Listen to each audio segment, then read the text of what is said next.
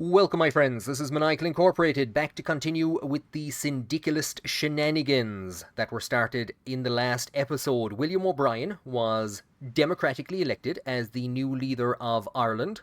He was then deposed by the IRA, which was then deposed in the Second Irish Revolution with the help of the Union of Britain, who have reinstalled O'Brien as a puppet ruler of the country in their name.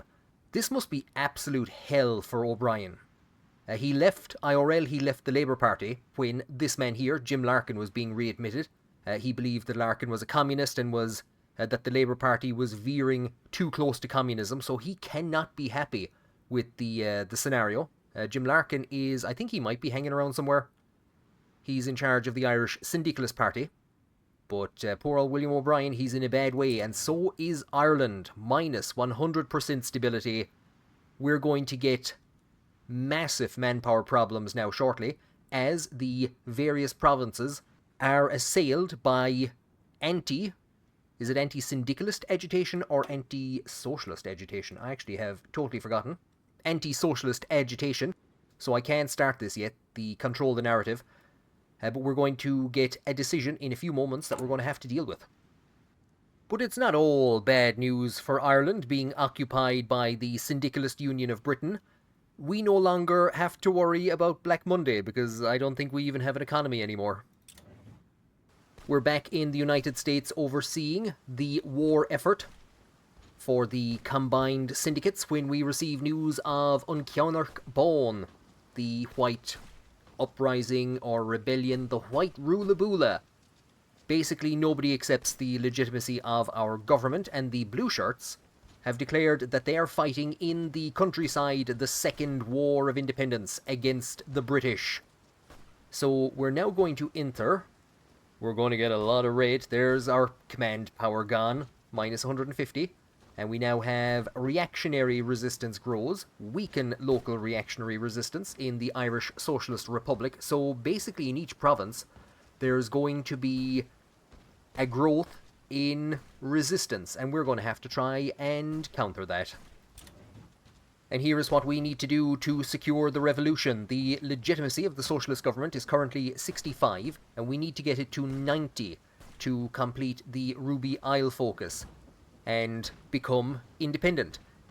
It would have been 50 if it was the government of Saor Éire that was installed, but because it's the previously democratically elected government of William O'Brien, we start off at 65 instead.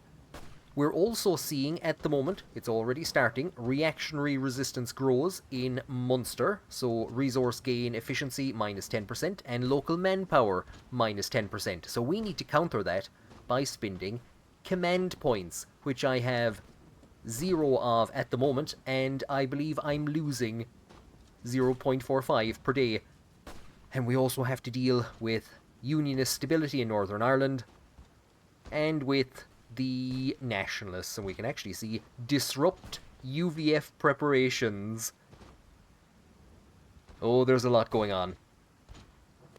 So we're going to have to start to deal with the mess that we have been dumped into. I have abandoned learning the lessons of the Irish Revolution. And what we're going to do is control the narrative. So this will modify anti-socialist agitation by increasing stability and give us a bit of daily command power gain. We're eventually looking to get to the Ruby Isle. We also, first of all, need to get to revolution from within. And that's going to give us the opportunity to start to fight the scenario in Northern Ireland. So we're going to start by controlling the narrative. So the press in Ireland has often been simply the propaganda arm of the reactionary cause. So we're basically going to set up our own newspaper, maybe. And as the army continues to proudly fight in the United States, we receive news of some disruption. Cathal Brugha, Richard Mulcahy, Hugo McNeill and Sean McKeown have been dismissed.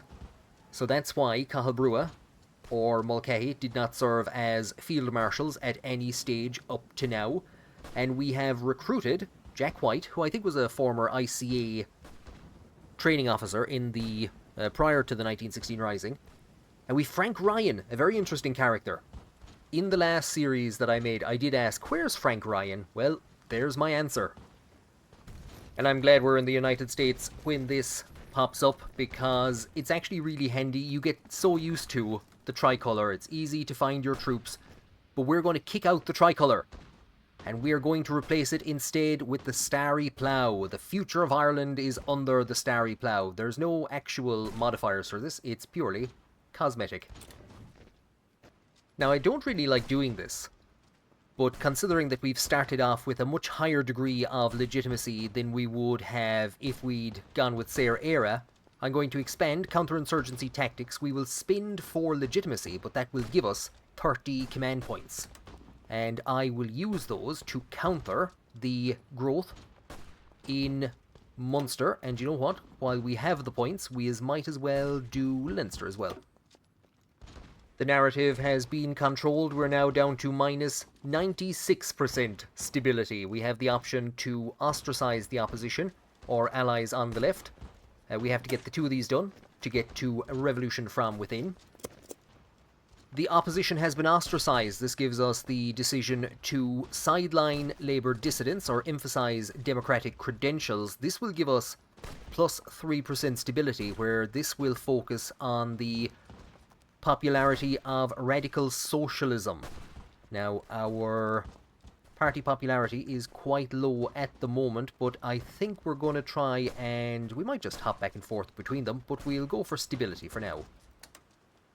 The opposition has been ostracized. We've secured allies on the left. Next would be revolution from within, but this will actually auto-complete when certain requirements have been met.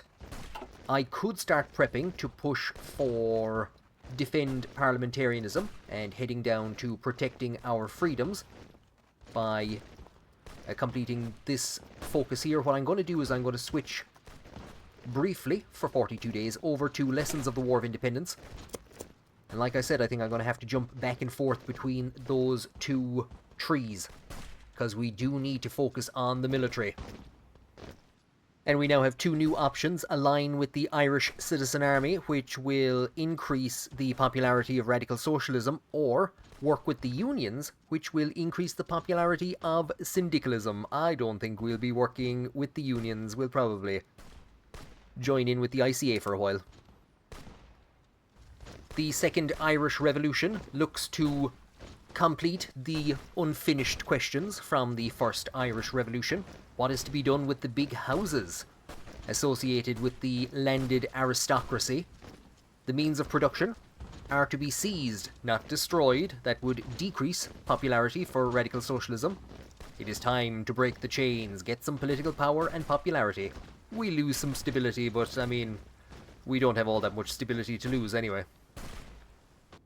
In the last few moments, we have seen a massive collapse in the front line around Atlanta as the syndicalists have taken the area. We should have probably pushed over to try and take Baton Rouge and end this part of the conflict faster. Instead, we're heading for Florida. And speaking of oranges, the 12th of July 1938, the Irish Citizen Army has prevented some Orange Order marches. They're attempting to maintain peace in the province. The Unionists, of course, sided with Michael Collins and joined the 32-county republic because they hated the syndicalists more than they hated Collins. Well, now they're in a fairly unhappy place, and loyalist anger is increasing. Lessons were learned, and it won't help us much at the moment, but we will begin to facilitate cooperative business. So it's going to slightly increase the popularity of radical socialism and production efficiency growth.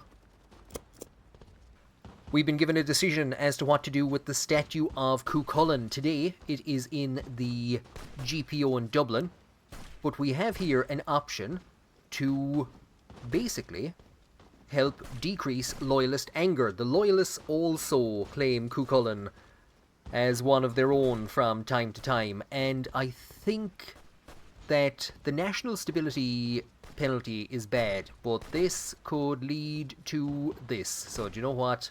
There you go. Have an owl statue. We facilitated cooperative business. Now we will facilitate the fortification of the Shannon. Connacht and Munster will add 2 land forts. Stability is dramatically improving. We're now down to minus 52%. We're going to have to take the option to work with the unions to gain more stability and daily command power gain, but it's also going to increase the popularity of syndicalism. The Shannon has been fortified and will be fortified further when we get the opportunity. The Harbingers of Equality will temporarily decrease our stability. Increase recruitable population. We'll get Hennessy Skeffington, Owen's mom, as an advisor. And then we're waiting on Revolution from Within to be finished off. I can get this one done as well for research speed, which is required. So we'll probably just hop back and forth again between the military tree. Baton Rouge is still holding out. We've kind of committed. We're ending up going down in this direction at the moment. The only really good news is that the combined syndicates have pushed very far away from Chicago and are descending on Denver. I'm actually surprised by that, because the front line had gotten quite close, worryingly close to Chicago at one stage. I think we've just managed to win a horse race to Miami, and it was our glorious, victorious taking of Miami that brought this part of the war to an end. Never mind Baton Rouge, they couldn't survive without Miami. Equality has been harbingered, so do you know what? I'm going to expand the student exchange program for the 10% research speed. Irish forces have arrived just in time, I think, to take part in the fall of Denver.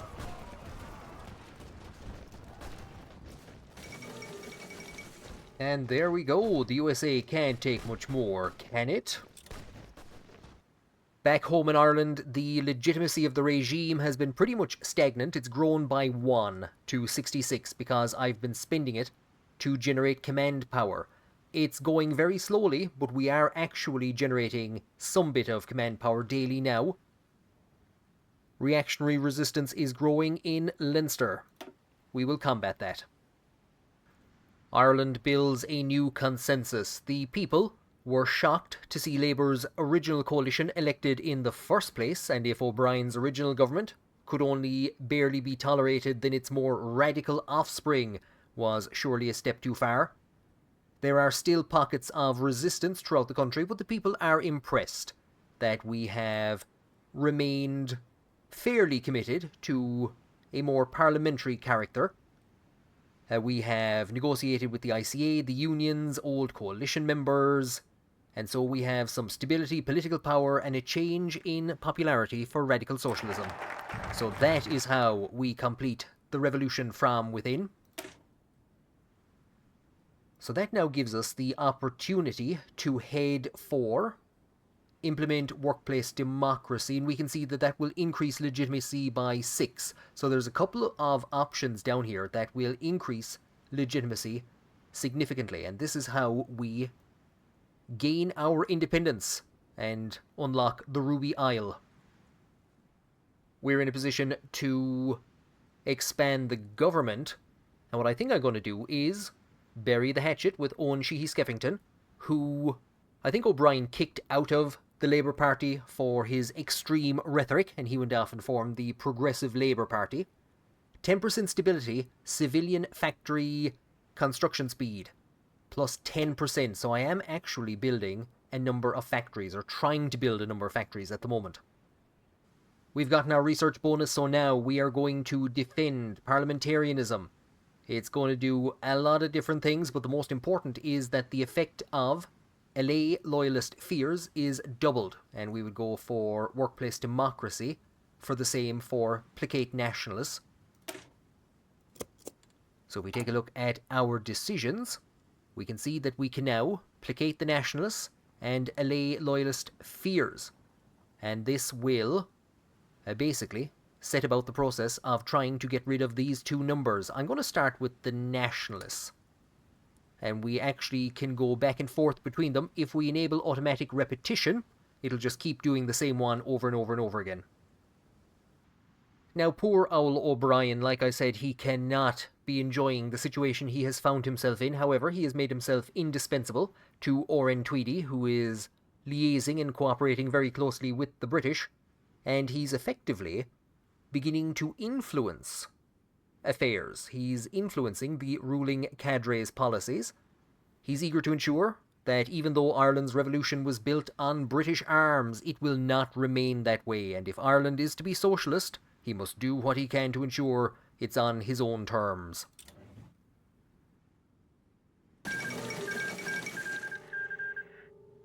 The Combined Syndicates of America have taken 19 states. I was about to comment on the fact that they were doing a great job in collapsing the line up here. I don't think they took Houston. They were trying to push on Houston, but I don't think they managed to do so. But the federal government has collapsed under the strain, and once again we're in a position here in the middle to march on Sacramento. And as our forces head in that direction, I will just point out that I do have a field marshal. It looks like I don't, but I do. Parliamentarianism has been defended, and while I would like next to institute a compensated transfer of assets from the church, which would give us Father Michael Flanagan as an advisor, so we can see over here, if we were to go down one of the more extreme routes, we would break the crow's ears. But here we're going to compensate the church as we take its assets into state ownership, I presume. I think what we're going to have to do is we're going to have to consolidate the reserve forces. World tension is rising. It's going to give Tom Barry some abilities, but the main thing is it's going to put us one step away from Nakusantori. I don't know if you can tell or not, but I am terrified of an Entente invasion of Ireland during the upcoming Weltkrieg. A peace deal has been signed between the Combined Syndicates of America and the Pacific States of America, ending their hostilities. Okay, we'll take a brief detour from my discussions on an Entente invasion. Here is the new world order, or at least the new order of things in what was the United States of America. The Combined Syndicates have made peace, our volunteers are on the way home, and we now hopefully have a friendly syndicalist nation which will provide a bulwark, a defense against that Entente invasion that I was talking about, that I am so worried about. We changed the tricolour quite a while ago. We're now given an option as to what to do with our own Naveen. We could keep it, we could rewrite the lyrics to make them more relevant, or we could go back to the unofficial Irish national anthem of the 1800s, God Save Ireland, Cry the Heroes. We will gain 2.5% support for radical socialism, and we'll lose a bit of base stability.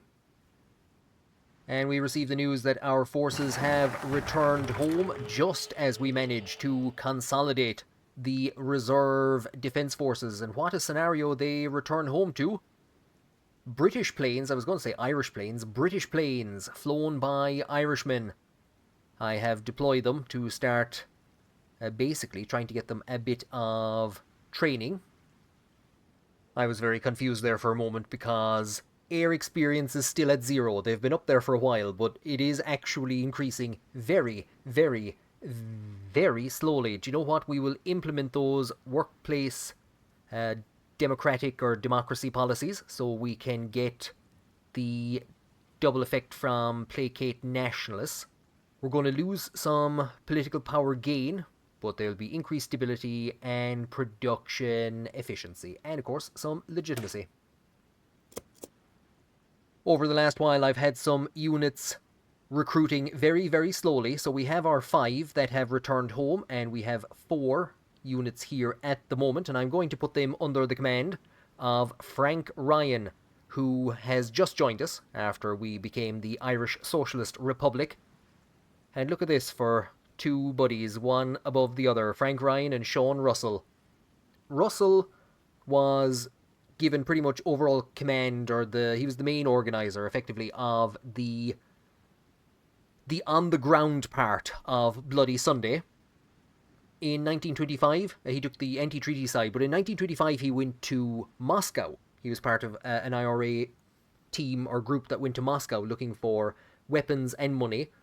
Famously, they were asked, how many priests did you hang? And when they said 0, the Soviets said, you're not real revolutionaries. Later on, he would, of course, liaise with the Nazi Abwehr and would seek to bring back a radio to Ireland to liaise IRA attacks and German attacks on Britain. And he died on board the submarine. Also on board that submarine was Frank Ryan. He'd been captured by Francisco Franco's forces in the Spanish Civil War, and instead of executing him, they turned him over to the Germans, because Russell was trying to convince them that he could get Frank Ryan to help. So Ryan was on board the submarine, I think it was 40 or 41, and when asked what should we do, he was not prepared to go back to Ireland and work in the name of the Nazis, so he said, turn the submarine around. Back to Germany they went, and he died in an asylum, I think in late 44. Now, Lynch has done tremendous work for us. We could put Jack White in there, but I mean, come on, look at all the medals he's gotten. Look at all the medals and badges. We'll have to put Lynch in as our Field Marshal. There's not such good news. The Pacific States have joined the Entente, but the combined syndicates have joined the Third Internationale. Now, I'm not too sure what that's going to mean. If that's going to be problematic if a war now does break out between the Pacific States and the combined syndicates, or if the Entente declares war on us. Workplace democracy has been implemented, so we're up to low 80s in terms of legitimacy at the moment. It's going to hit daily political power gain a small bit, but it's going to give us a chunk of stability. We will carry out a compensated transfer of assets. So this will replace entrenched church influence with Hibernian Concordat. So political power gain plus 5%, stability plus 3, and it will give us the option of appointing Father Michael Flanagan, who will give us more political power gain, recruitable population factor, and stability. I said I wasn't going to send my volunteers in any other direction. I had totally forgotten about the Patagonian Workers' Front and their war against Argentina. Well, they have just managed to defeat Argentina, which is something I haven't seen before. So that is another ally. We've had a fairly uneventful few days since we begun the compensated transfer of assets. To get to protecting our freedom, we must do both: reconcile with the old guard for 42 days and defang the paramilitaries. So this is going to give us 90 command power. It's also going to... it's not going to give us any legitimacy. This one won't give us legitimacy. And this one won't give us legitimacy. I think we're 1 point short. Now we do, however, have... liberate the slaves of slaves. Legitimacy will increase by 9. So if I'd taken that one, we would be in a position to enact the Ruby Isle and basically become independent. That's also 42 days. And I would rather get this... what is it? Loyalist fear will decrease significantly. We'll go down this direction first of all. So there we go. 89 legitimacy out of 90. If only I hadn't expanded so much on counterinsurgency tactics. The Commonwealth of America arises. The new America has rejected the growing threat of totalism and tyranny in favor of a socialist republic. Long live our comrades in America. So here's what that looks like now, and they've decided to put, with a name like Lily Flynn, surely an Irish woman in charge of the whole operation.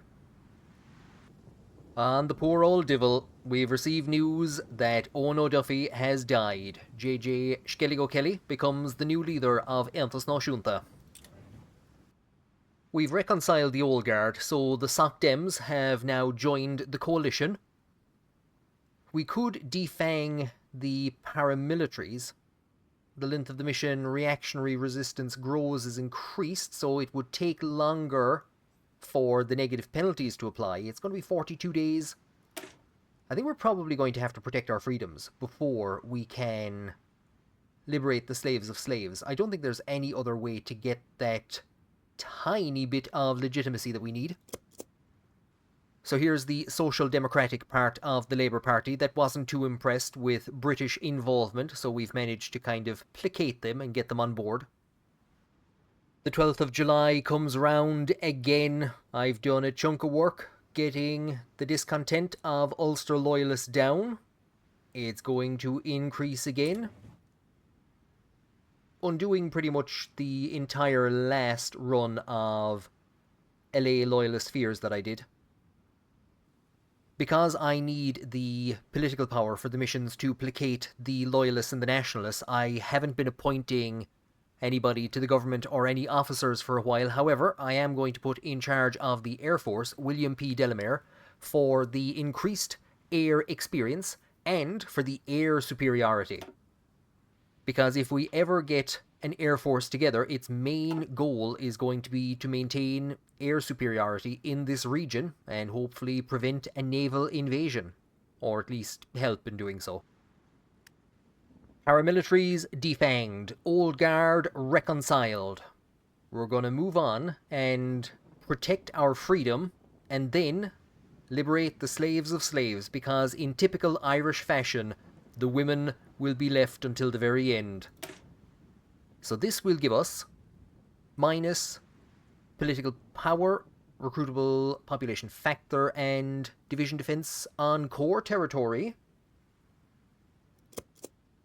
As you can see from the little houses that I'm building, I don't really plan going anywhere else. What is the meta for land fortifications and coastal fortifications? I could, I suppose, just build the coastal fortifications at ports, because I believe the AI prioritizes ports. Now, the only problem is this is turning into a weak spot because I can't build anything here at the moment. And because the paramilitaries have been defanged, we have a new option, which we haven't had access to before: improve security in Ulster. 40 command power and some guns, and it will modify reluctant countrymen by 5%. So that is one of these three options, which means that we can't placate nationalists or LA loyalist fears until this one completes in 60 days. World tension is relatively low, but I'm still getting a bit antsy about the possibility of a war, especially before I get Nicossantori up and running. And we're told that the Starry Plough will fly high. It gives us a base stability of 2.5% and a change to radical socialism and social democracy. And because we put up the Starry Plough, world tensions have gone up to 84%. Somebody take that flag down. We do not seek war, but we cannot stop it from seeking us. If we are truly to protect our freedom, then we will first of all need Nicossantori.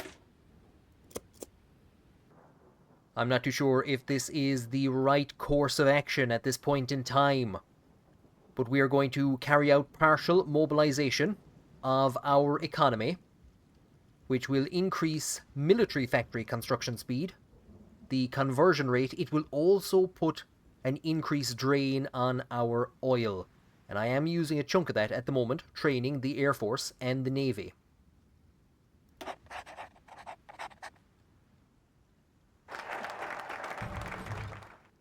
A round of applause and a cheer goes up for Nicossantori. And now that cooperative business, students, the church, and the army have been taken care of, now we can look to see whatever it was that the women were complaining about. It is tragic that given the crucial role women played in Ireland's struggle for independence, they are still forced into the bonds of a society which did not see them as equal. So we'll get Hannah Skeffington will get some modified traits. Her son is in the government at the moment. It's entirely possible he'll be dumped out now that the civilian factory trait maybe isn't the most important. But now, with the legacy from liberating the slaves of slaves in 42 days, unless war has broken out by then, we will become independent. Well, There goes that dream. Undara Cogamur. The IRA has now mobilised itself for war and stands ready to overthrow to defend the island using every man and tool at its disposal. So we have a variety of new decisions and options that can be made. We will need to earn our freedom again. Though we did technically time the Kusantori option perfectly, because as soon as we gained access to the ability to get that template, the war broke out. So we have 38 command power at the moment. I'm actually going to hold off and use it to unlock the Kusantori unit or division, and then we will have 2 created when that gets done. And there we go, that's what I was waiting for. The call to arms. And with the United States some way stabilized and hopefully able to assist us, we're not going to do much. We're not going to be able to do much. But we will accept and join the war. We might contribute some naval power around the region. I think we're going to make sure, first of all, that we can defend ourselves. But we will accept our puppet master's call to arms. And I think Irish forces have entered combat for the first time in the war, in the Irish Sea. A British fleet was engaging an Austrian fleet, and our patrolling troops have appeared, plus the fact that our tactical bombers, who are engaging in naval strikes, are hopefully doing something. Belgium, bless their cotton socks, are apparently preparing to go to war with us. Obviously they heard we were trying to liberate the women. So with Belgium now threatening the sovereignty of the Irish people, now in our desperate hour of need, na Kusantori will come to our defence. So what this gives us is a 23 combat with artillery, armed support artillery, irregular infantry that will defend the jungles and deserts of Ireland from Belgium. The Kusantori have some solid stats, so I'm actually preparing to convert 2 of the former divisions into Kusantori. We have the artillery, we don't have the manpower. But we do have girl power. Liberate the slaves of slaves, which gives us the legitimacy that we need to complete the Ruby Isle. There might be some other requirements as well. There we go. Reactionary resistance grows is not active, so we do have to deal with that. However, liberating the slaves of slaves has given us recruitable population plus 5%, so I was just complaining about manpower, and increased research speed. And as you can imagine, with the way things are going, we will be going back to the military tree and probably staying there for a while. Aeronautical training exercises, air experience, navy experience increases. Chaos. Total and utter chaos. The good news is, however, that the big red line around Northern Ireland has disappeared. We've managed to allay loyalist fears and placate nationalists enough that we can now, if we wanted to, or if we had the political power, start building factories. So we've gained access to the region again. Our legitimacy is at 94. I'm going to spend 4 of that to reduce resistance in Munster and in Leinster. And once we get internal resistance under control, we can't do that anymore. We can't spend any more points because we need to keep this at 90. We should be in a position to be granted our independence by the Union of Britain. So the Kusantori, under the command of Frank Ryan, Tom Barry and Liam Lynch, stand ready to defend Ireland. However, the political chaos of recent years means that our defensive policy is a bit behind, and we're now playing a catch-up game, trying to get aeronautical training exercises going. Hopefully, should anyone decide to attack Ireland, we have created enough international allies who will come to our aid. Thank you for joining me on this episode, and I hope that you will join me on the next one, because I need more manpower for the armies.